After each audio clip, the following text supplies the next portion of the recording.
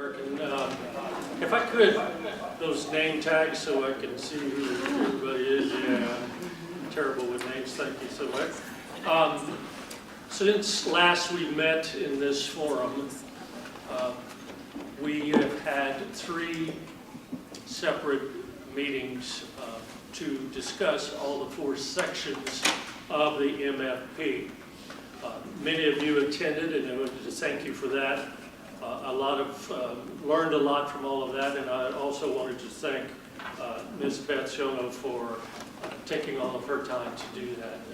It was very informative. It's still a lot to ingest, but it was very informative. So thank you all for being here, and we'll get this meeting rolling. Roll call, please. Mr. Birkin? Here. Dr. Brumley? Here. Ms. Champagne? Here. Mr. Claxton has a proxy, Mr. Falk. Here. Ms. Conaway? Dr. Corbill? Senator Edmonds? Mr. Irwin? Here. Mr. Harris? Here. Ms. Hughes has a proxy, Ms. Watts? Here. Mr. Hollis? Dr. Kingham? Here. Ms. LaFleur? Dr. Mills has a proxy, Ms. Johnson? Here. Mr. Morris? Here. Ms. Parker? Dr. Polito has a proxy, Ms. Nelson? Here. Dr. Pope? Here. Ms. Posey has a proxy, Mr. Baker? Here. Dr. Procopio? Ms. Romer? Here. Representative Schlegel? Ms. Shirai? Ms. Trish has a proxy, Ms. Araby. Is that correct? Doctor. Okay, I'm sorry, doctor. Dr. Walker. Mr. Bujol. Ms. Patrick. Dr. Riley. Here. Ms. Whitney. Here.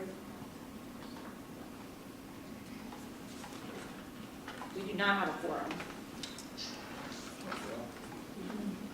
So, one of the things in the bylaws is that proxies are not considered for the quorum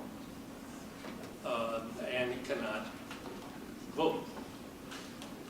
So it might be something that we need to look at our next meeting. Just kind of, yes, sir. How many are we short for? 3. So we needed 15, and we have 12, but we have 5 proxies? 5 or 6 proxies? 6 proxies, so we would have been well within. So we might need to look at that at the next meeting. We can't do it now, but we'll have to look at it at the next meeting. Anyway, item 1, Yes, item 1, consideration of a discussion regarding recommendations for the 2025-2026 MFP formula. have a motion, please. Ms. Champagne, second. Mr. Harris. Okay, turn it over to Dr. Brumley. Thanks, Mr. Birkin. I want to echo Mr. Birkin's comments around appreciation for everyone for coming to a series of discussions around the MFP. I know Caroline Romer, you've said many times we need to be talking about it a little more, and over the course of the year, I know Mr. Birkin called together everyone, I think 4 times, is that right? 3? To have discussion about MFP, and so I know that was a time commitment for everyone, so I just want to say thank you. I'll just go straight into kind of where the department is for this year's recommendation. We'll pass these around. I know we don't have a quorum to vote, but we can at least have some discussion. So to put it in its most simple form, we've simply aligned the recommendation to the governor's executive budget. And so the governor's executive budget holds funding constant in the base, but it does add for 3 specific items that are funded in this year's executive budget, but not as part of this year's MFP. But what we are doing here is aligning this MFP recommendation to Bessie and to this task force around the governor's recommendation. So it holds base constant With employee pay, it does provide for the $17.5 million for differentiated compensation. As a reminder, that goes out in the form of a block grant to LEAs. LEAs can use that for critical shortage areas as identified by Bessie. Presently, those are K-12 special education, high school math, high school science. The other area is for economically disadvantaged schools, meaning that they serve a community, I think that's 90% or greater economically disadvantaged. The third area is for teacher leadership, teachers that are taking on mentoring responsibilities. And then the fourth component of the differentiated pay is performance pay or merit pay for teachers with highly effective evaluation. So we've aligned this request, $17.5 million, with what the governor has already included in his executive budget. The next is for workforce development. We have included $2 million that can be used for apprenticeships and internships, and this too is already included in the governor's executive budget. It does go a long way in terms of the work that we're trying to do around work-based learning throughout the state, so we're happy to include that as well. There is a factor where apprenticeships, internships in rural communities have a higher weight than those in urban and or suburban communities, just because we recognize the need around transportation in rural communities. And then the third piece has to do with tutoring. You know, last year legislation passed from Senator McMath that called for every kid in grades K-5 that was not proficient in their academic content, reading and math, to undergo tutoring. We were able to secure $30 million. That was to block grant, provided in the form of block grants to LEAs. And in this year's executive budget, the governor provided for $30 million again, and so we're simply including that tutoring money into the MFP. I do want to also go on record just thanking the governor and his team for including these priorities in the executive budget, making sure that they are there, and we have simply aligned our recommendation with the governor's executive budget. If there are technical questions, you know, Beth and I are happy to answer, entertain them, but Mr. Burton, that concludes my recommendation. Thank you. Discussion. Yes, sir. On the differentiated compensation, Superintendent, it says here the number of teachers in the object codes. Has that number gone down or gone up? At the last count, the staffing count we just completed, it went up just slightly, yes. So that impacts the amount of money that can be distributed that way? If you remember, Mike, 2 years ago, we were able to get $25 million in the budget for the first time. And then last year, they didn't keep the 25, they bumped it to 17.5 for various reasons. And so all we're doing here is, well, I should say also, and then this year, they kept it at the 17.5. And then the tutoring is just the same amount, there's no increase. So I guess the question is, how many of the districts utilize online tutoring as opposed to in-house tutoring? I don't know if we have a specific report around that, but I know that what we have provided is guidance that it could be any of the above. So, you know, some systems are adjusting the way in which they staff classes. Some are doing contract work. Some are employing college students. Some are doing synchronous or asynchronous tutoring. So, you know, we didn't want to say it has to be a particular way. We just wanted to provide be a part of providing the funding and provide support. One of our regional superintendents meetings. And I would say, let me add to that too, Mike, not to cut you off, but one of the things that really matters on the online piece is the developed relationships between the vendor and the school systems. Some school systems have really great relationships with some online providers, and some have struggled with their online providers. And what I find interesting too is sometimes I'll have a conversation with a school system and they have a great partnership with an online provider, And then you go down the road a few miles, and the school system with the same provider doesn't have that type of relationship. So That was brought out at the Superintendent's Advisory Council. At one of our regional meetings, they asked, the superintendents asked that some consideration could be given to opening up an avenue of retired teachers to be able to help, because the 4-to-1 ratio makes it tough in smaller districts to find a certified teacher and stuff like that. So that's one of the things that they had asked after that Superintendent's Advisory Council. And I thought that was a great question, and we have that on our list to check on legislatively.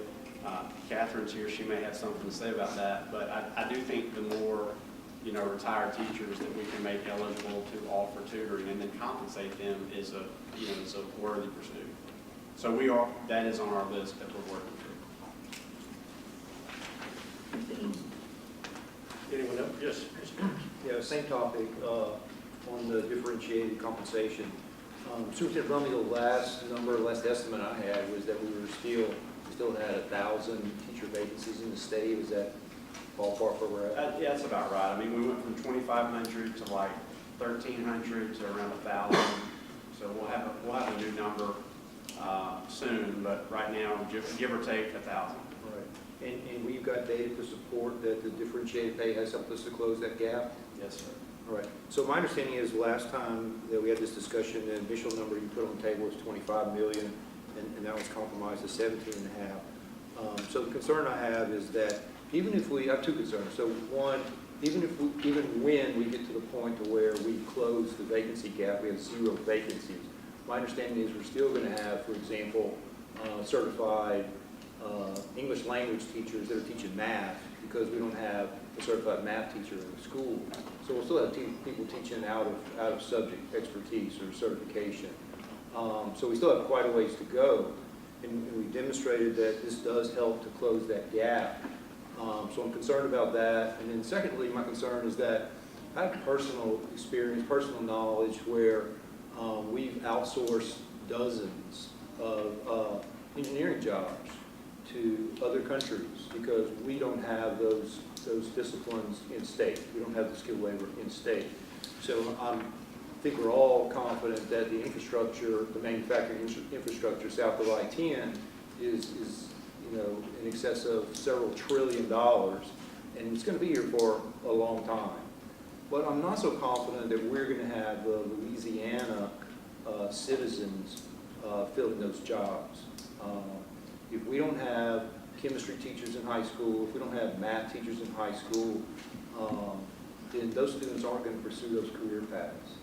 And so that's a concern that I have going forward, is how are Louisiana citizens going to operate facilities that we have in this state for the years ahead of us if we don't address this concern and get the specifically the math and the chemistry teachers in our schools. Well, I think, we need to always be considering, lifting the base pay of every teacher.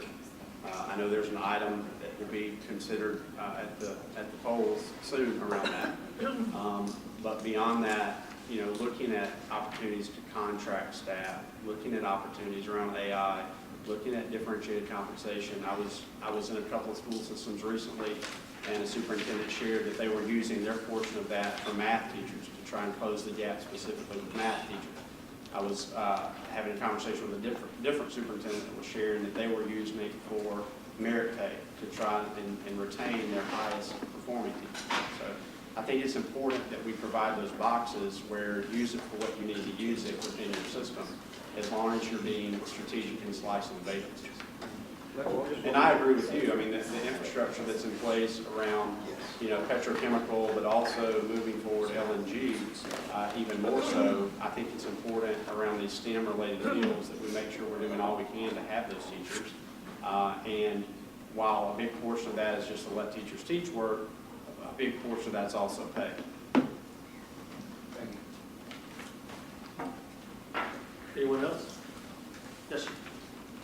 I should have done this at the very beginning, but I've been around a long time, and I've been labeled as always talking about the MFP, says Mike Falk's problem. But the thing there, I do want to compliment y'all on the steps that you took, and I think Ms. Champagne and Mr. Harris were the drivers of this. That we had to get this thing out, and we had to look at it, instead of having one meeting, one time, and then Bessie having to vote on 40% of the state's general fund budget. At least we got a lot more awareness. Doesn't mean everybody knows about it, but we have begun uncovering the pages and looking at it, and it's a very complex formula, right, Beth? That Beth and I have been dealing with it since 1990, and you know, you just don't learn it in one meeting sitting down. You have to go through it. But I do want to say that I thought that was a step well taken. Thank you. Mr. Harris? Kind of along those same lines, I've had some discussion with staff, and you, Dr. Bromley, it's been 10 years since the formula has been tweaked. That's a whole decade. And I think some things have changed, and I would like to see if we could, over the year that, to the next formula, maybe we as a committee could learn the process of how to tweak or change the formula where it's needed.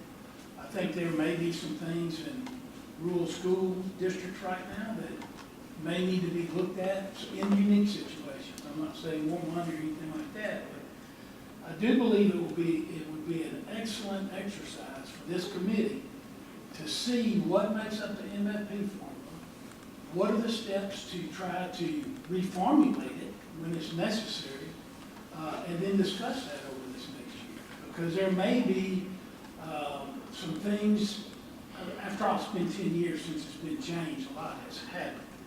And there may be some other things with, that we may want to put into the formula that will help some districts that may need that help, and may make some things a little easier to understand too in the formula, because I know it's very cryptic sometimes, but I really believe that it would be a good exercise, and we may find out that there's been something lacking or something we could add to it. And the key to that, Mr. Harris, is the wording in the resolution. Because that's what generates the mechanism for the funds that are going to be distributed. And that's what Bessie's responsibility is. The actual development of the resolution that goes to the legislature. Right. And, but I just think, you know, it'd be a good time to do that, Mr. Parkin, if we can look at that over the next year or so. And, Okay. anything that staff can send us in the form of white paper. Mr. Harris, I happen to have some recommendations. Mr. Falk, I've seen those about 60 times. You won't see him again, Ms. Champagne? I think that's a wonderful idea, thank you, Lance. And I will also have over the next year questions specific to the districts and how maybe we can help the districts with their budgets and the MFP formula. But I think opening up the formula this year and studying it is a wonderful idea that we need to move forward on. So maybe we can, what I'm hearing right, that at some point in time here, we could convene again and talk about some of those specific things. If Bill wouldn't mind helping develop the agenda on that, we can look at it. Anything else? Yeah, I wanted to ask you about path forward. If this group's not going to be able to vote today, Bessie's obviously meeting tomorrow, so Bessie won't be able to make a decision without a recommendation from this group. No, you can. You get a recommendation from me tomorrow at the board meeting. Right, You're that just would come having the from. public hearing. I mean, this is a public forum. It would have been better had you had it for them, but it's not necessary. So, From my understanding, I just want to be clear, to make sure I understand correctly, my understanding is that we could get a recommendation from the state superintendent, and the board could vote on that, but we won't be able to vote on anything based on a recommendation from this full committee. That was my point. we didn't have a quorum last year, Okay. and we sent that forward, the recommendation that we had, because it needs to be legislature in by Friday, By March 15th. March 15th. So we got to do it. Right. So that's the point I want to make for everyone that's at the table, is that that's the seal vote tomorrow, but it will not be with consideration from the full committee. Sounds good. I also recall last year, we also had a proposal in there for some increase in some operational funds. Any thoughts on that? Yeah, yes. I went back this morning and I looked at what we did last year on the operational. And so there's a $100 per student provision that hasn't been changed since 2008, 2009. Last year, what I did is I looked at what was the inflationary rate between that point until last year. And I think at that point it was 44%. And so we recommended last year increasing the 100 to 122 per student. I did look this year, and CPI shows a 3% inflation from 24 to 25.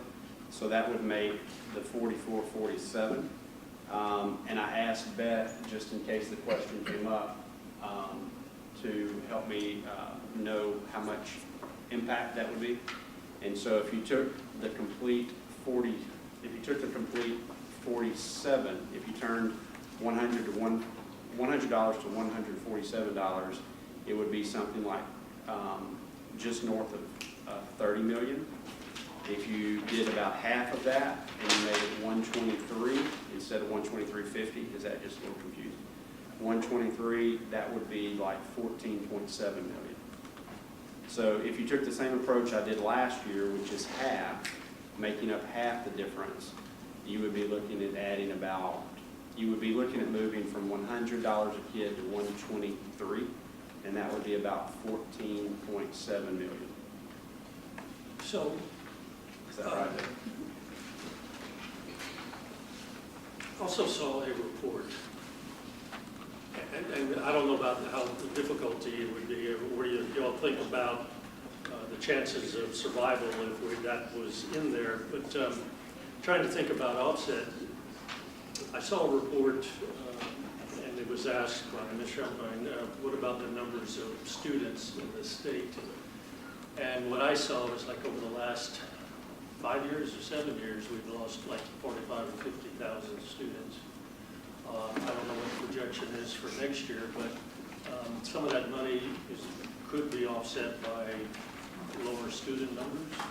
Yeah, I mean, so I've answered this question for the legislature several times, and I've answered it in the media several times. So the public system, if you combine traditional public with public charter, is down over a decade like 4 to 5%. The non-public sector is down about 11%. So that tells me that it's not necessarily an issue with people being unsatisfied with their traditional public and public charter. It tells me that people are leaving the state of Louisiana. And so that's why all the work that's happening legislatively around crime and insurance rates and health care and jobs is important, because while the educational space has to get better, we will. You know, I don't think that loss is a result of necessarily the education system. But this formula is a pupil-driven formula. So if you lose students, you lose money in the allocation that comes from the state. That's number one. That $100 was put into effect in the early 90s.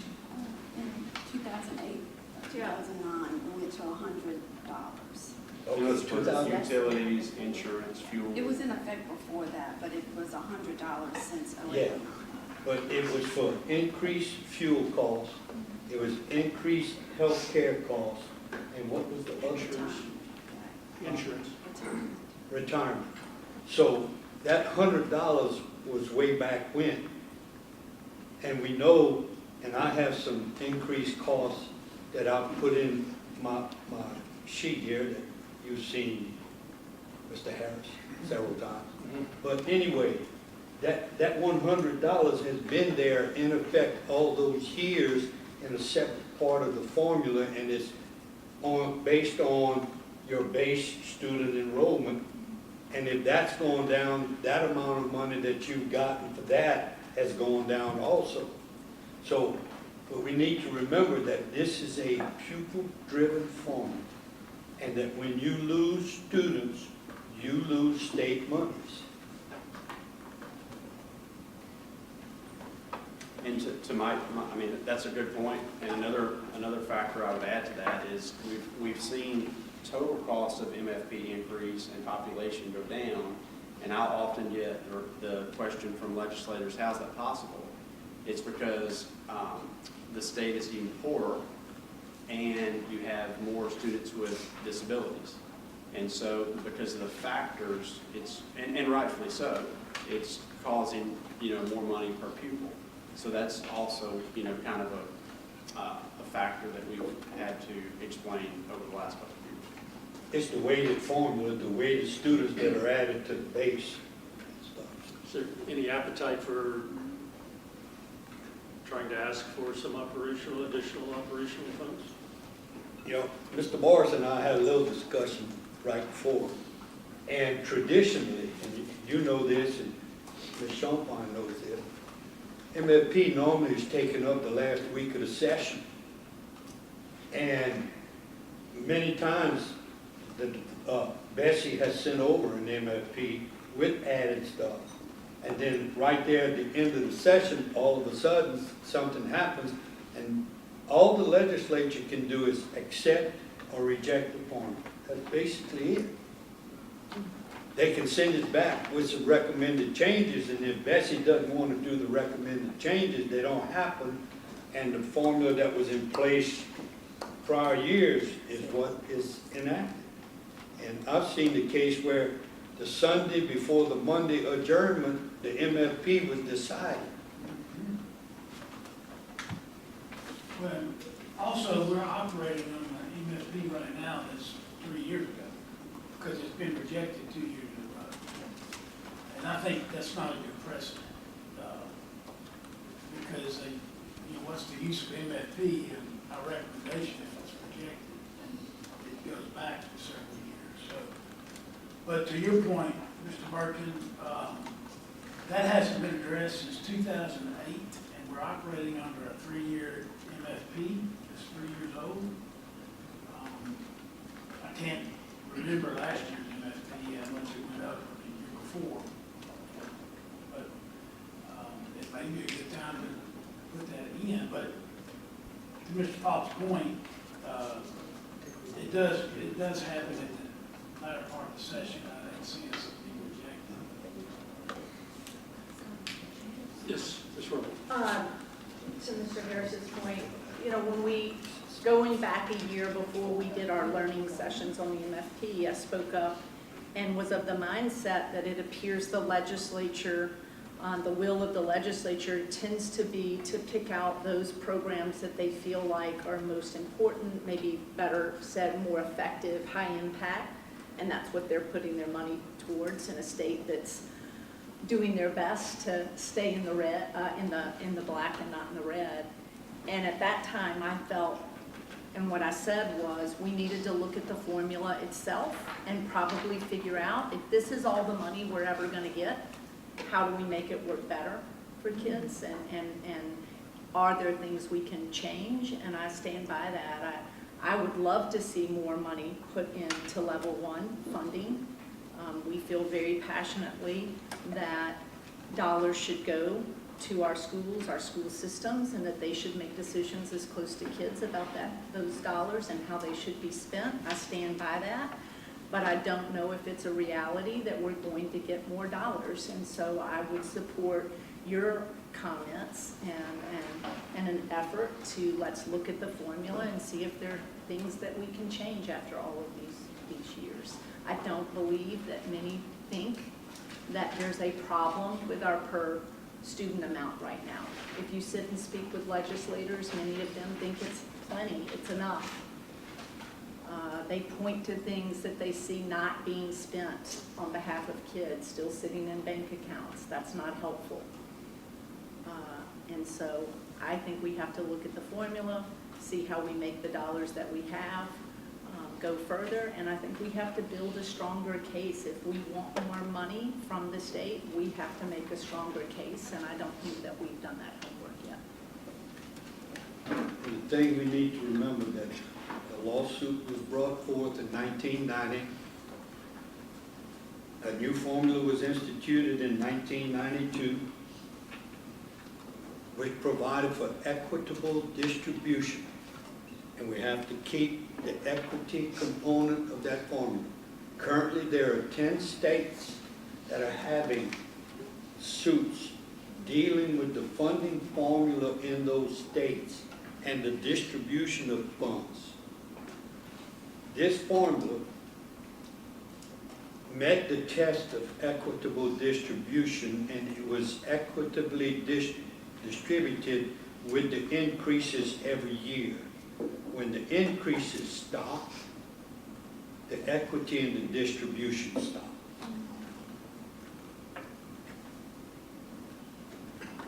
What year was the last increase?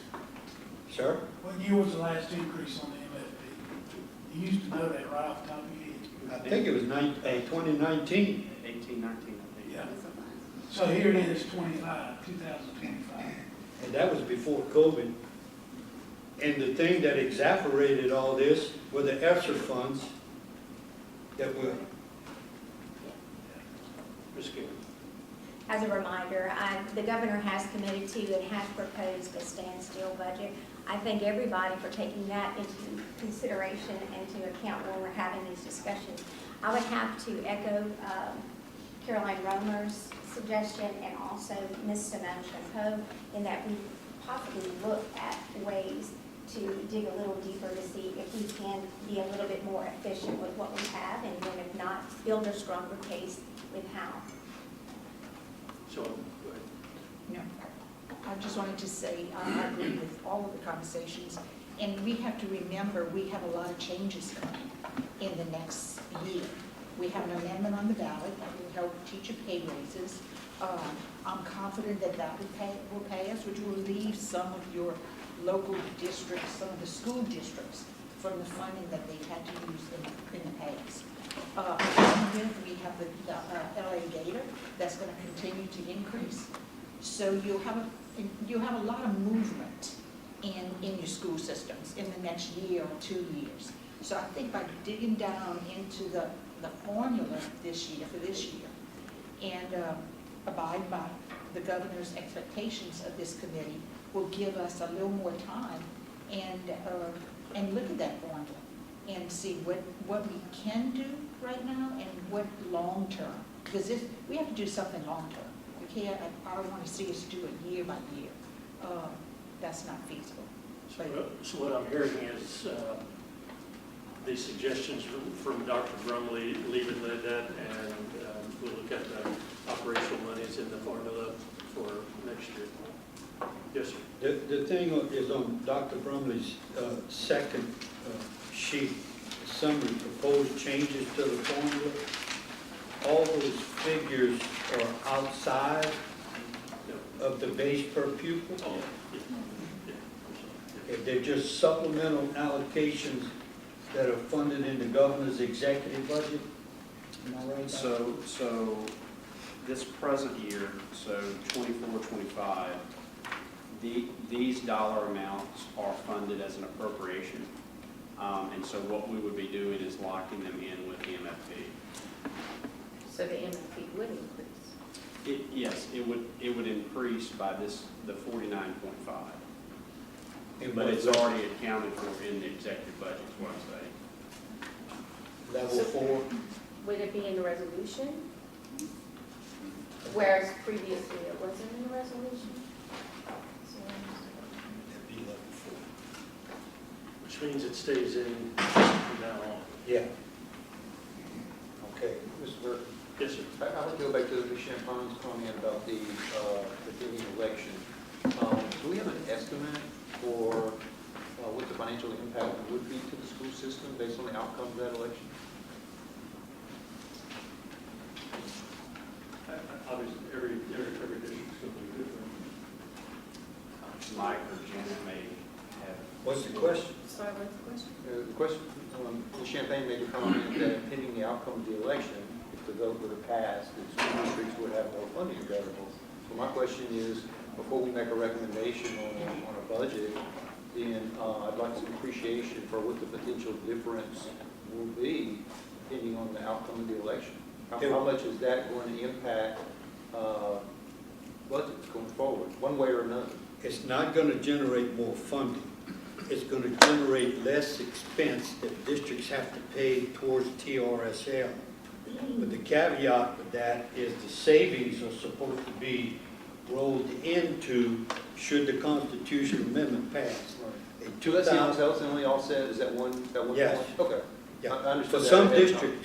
some districts might have a little bit more. Right. Some districts might not have enough, and that's where some backfilling has to come in. Right. But it would not generate more funding, it would generate less expenditures on. I understand that concept. I thought there might be something in addition to that, so that helps me understand. Thank you.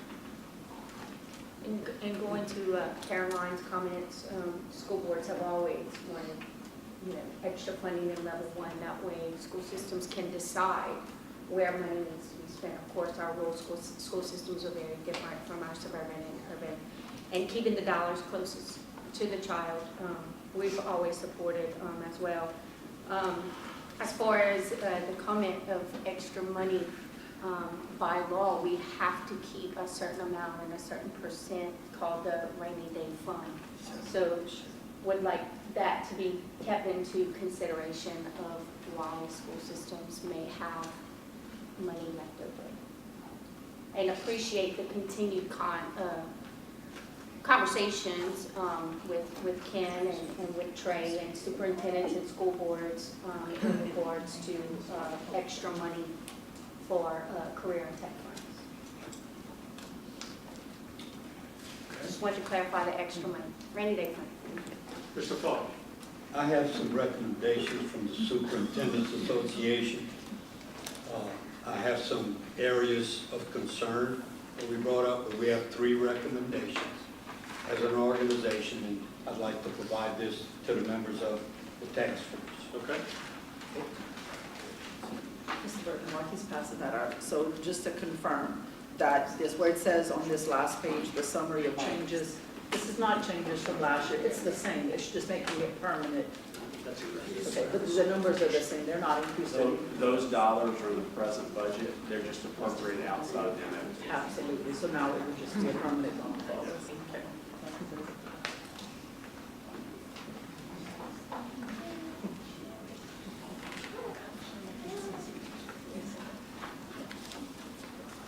Thank you, sir. I appreciate it. You're quite welcome.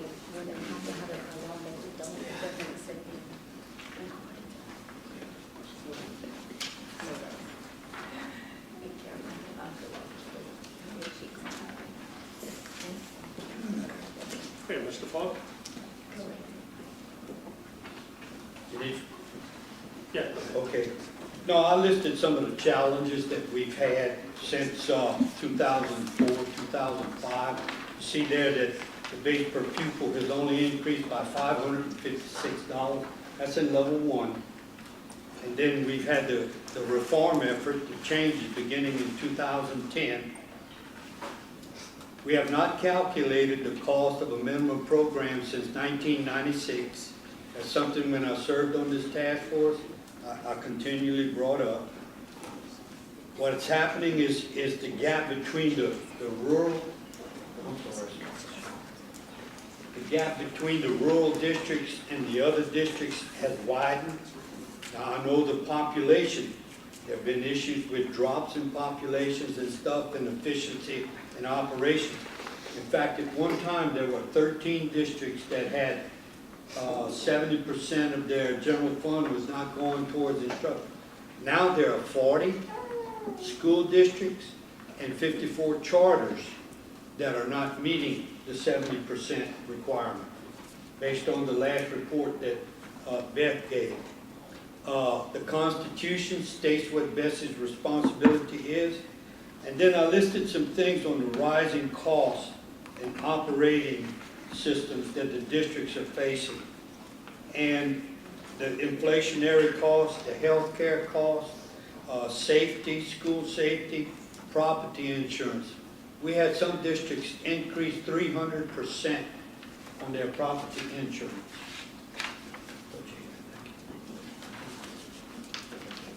And then the recommendations. Increase the per pupil level 1 by 1.375. Include the pay raises in the formula so that they're permanent. And then increase the per pupil amount for supplemental course allocation. It was increased a couple of years ago, what was it, to $21 there? I think it was 50. 70 by $21. And what's happened is community and technical schools have increased their tuition astronomically. So what's going to happen is local districts are not going to be able to fund as many dual enrollment, either vocational or academic courses. So if you provide additional funding in level 4 supplemental, they can do that and kind of keep up with the changes in accountability and the requirements. So those are the 3 recommendations, Mr. Chairman. Thank you.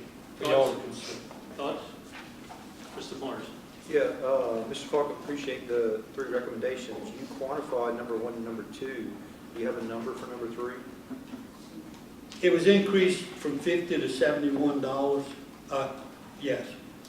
Another increase of that magnitude would help offset the increased tuition. So $21? Yes, sir. To be consistent. And how much would that be on the statewide rate?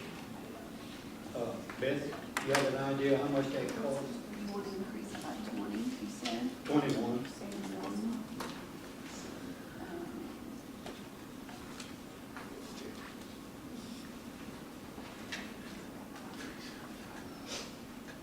It probably costs between $6 and $7 million. 6 and 7? 6 to 7 million. And that's based on the enrollment in the districts. Correct.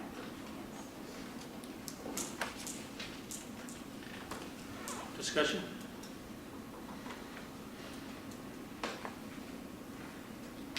School board supports that. School board supports that. What was your amount, Mike? You $21 per pupil. said? Very specific. 6 to 7 million. That's what we did last time, It would be right? $91 if you. Yeah, if you increased it, it would be $91. But it was 21 that we did last time, right? It was 50-something to 70. I don't remember what the exact numbers you What remember. was that your question? Well, it was 50, what was the dollar amount? 50-something before? Just 56 to 70. Okay. But it's based on the per pupil, the number of students in the district. In grades 7 through 12. Yes, Yeah. not- 7 through 12.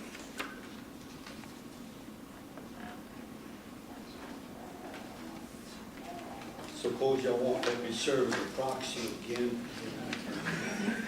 You can be my proxy anytime, Mr. Fall. Oh, Anytime. sorry. Not Ms. Mills, but Ms. Johnson, Eckert. If the ballot measure doesn't pan out, is there a contingency that we need to focus on? And if it doesn't, because if we're pushing this stuff in the MFP and it doesn't pass, then how does that affect the MFP? It would not affect the MFP that we would send over. It would affect the point of no teacher pay raise. Okay. I would assume that as has been done in the last couple of years, it would be handled outside of the MFP, and possibly funded 2,000 and 1,000 like it was last year and the year before. But I don't know that.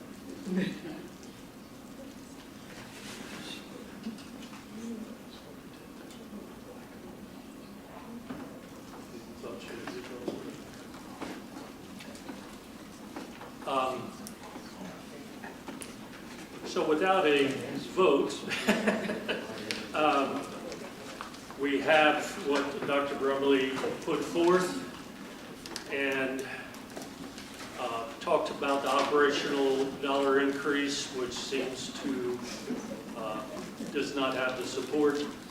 I'm not sure about this support on item number 3, since item number 2 is going to be handled with the vote, I would think.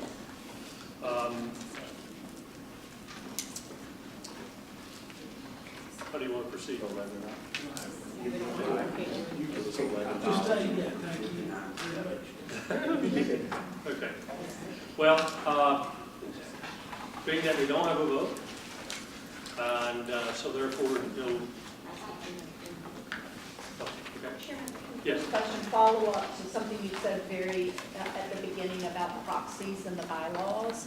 Is that something you all have to look into, or can, yes? So, Okay. we were just talking, so that would be something that we'll have to actually put into the agenda at the next meeting, and then it would have to go to Bessie for approval. So that is something that I would think we should look at. Yes, sir. Yeah, I think we also need to make sure the full board appreciates that this is apparently the second year in a row where we didn't have a quorum for this meeting, and that's significantly relevant to And it's the the second, process. I mean, this is only my second meeting, so but it's the second year in a row that we've had enough proxies to meet that quorum requirement. And I wonder, Mr. Morris, the people who aren't here, and I haven't spoken with them, but if they think that, oh, I sent a proxy, they may think that that person can vote for them, so they're not like neglecting their duty. It's just they probably think that a proxy can vote. We explained it. You did? The Bessie office. Well, I stand Y'all corrected. have been very clear on that in your Yes. email. Yes. Very I'm gonna back you up on that. Because I think And other task force too, I mean, superintendent, task force, dual enrollment. but I guess the question And not to is, be punitive, there is an Bessie policy where I can make a recommendation to the board when people are chronically absent to replace them. And we probably need to consider that in the whole that's my point. discussion. If it's a relevant meeting and you don't get a quorum, this kind of decision 2 years in a row, I think considerations like that need to be, things like that need to at least be considered, so that people can appreciate the significance of the responsibility with the role. Yes. And I don't know how the board makeup was ever determined. Was that legislatively, or is that by rule, or is it in the Constitution? It's been a policy. It's in policy. Well, I might suggest we reevaluate that. Because if we have some organizations that aren't showing up, then that means they're not really worried about it. There might also be a problem getting a quorum because it's such a big committee too. So I think that as we revisit the MFP formula, we ought to revisit the makeup of this committee. Are there any of the task force where a proxy can vote? I don't think so. The Bessie side, no, but I don't know. But that's something that we should consider. It's one of the things we should consider. Yeah. If there are some, why can, they could be allowed to vote and others are not? So prior to scheduling the next meeting, is there any public comment? So from what I'm hearing, there is a need and a want, I think, for another meeting prior to this one next year, at least, to talk about these things that were just brought up and to look at the formula, look at this, the proxy situation and all. I will say on Ms. Trish's behalf, I don't think she's missed a meeting since she's become the executive director. This meeting is in direct conflict with the National Advocacy Conference, so that's the only reason she's not here. She did tell me she knew, but obviously she can't bilocate, so, that is why I'm here. But just to say, I believe she has taken this responsibility seriously, so I can't speak for anybody else. But I did want to make that point. Yeah, I If the wanna make it if the conflict did not exist, she would be here. And I want to make it clear, we track it, but I don't have the knowledge right now of who is being consistently active, so I don't want to impugn anybody. Would it be such a bad thing? So for example, Mr. Claxton, it's their winter break and they had, he had a vacation scheduled. So the executive director took his, would it be a bad thing that Mike voted on behalf of the Superintendent's Association? Would it be a bad thing that Stella voted on behalf of the Principals Association? I mean, and I think that's what we need to discuss at a forthcoming meeting, so, yes, ma'am. We might also want to consider a Zoom-in option. I mean, virtual meetings helped a lot of people. If we know we're going to be short of a quorum, we may want to consider opening a Zoom to get to that quorum. And she could call in from her national. We'll need to look at One the more legality. setback. I was going to say, that is a whole other hurdle that we would have. Yeah, it's a policy change. The legislature allows it now, so it's widely accepted. Okay, Just on two. no public comment? All right, so Bessie has meetings one in August and one in May. Any thoughts about having something then? Yes, I ma'am. would like to see us meet in May after our DESI meetings like we would normally do, at least, start in August. Okay. So I mean, if you're talking after the Bessie meeting in May, Yeah, like we normally would do. like in the afternoon of the second day? There's no best June? in May. Yeah, the new- There's no May meeting, it's June. June, okay, in June. Okay. Any objection to us getting back together in June and talking about these things? Other than your attendance may not be that great in June. Just because some people, not me, but might be on vacation. I worry. So you prefer August? Yeah. August you may have better. You don't think a proxy would work? I don't know. I'm anxious to see if proxy voting will work. I thought that this falls under open meeting law and that would. I agree with that. I don't think it's going to apply. It I won't. mean, I think that's going to apply and prevent you from doing proxies. But it's worth looking at. Yes. I think we all look at the electronic meetings because the legislature did allow, if my memory serves me right, like 2 meetings a year There is. that you can go and you can do it via electronically. Yeah, but I think there's specific guidelines for that, special needs people and things like that. There's several hoops you have to jump through. Yeah, But more look work at, to be done, right? Yeah. Look into it, but I'm concerned. Okay, so we'll look at August as maybe a next meeting of this task force. And give us a little bit of time to develop an agenda that's worthy. Hearing nothing else, and we are adjourned. Thank you all.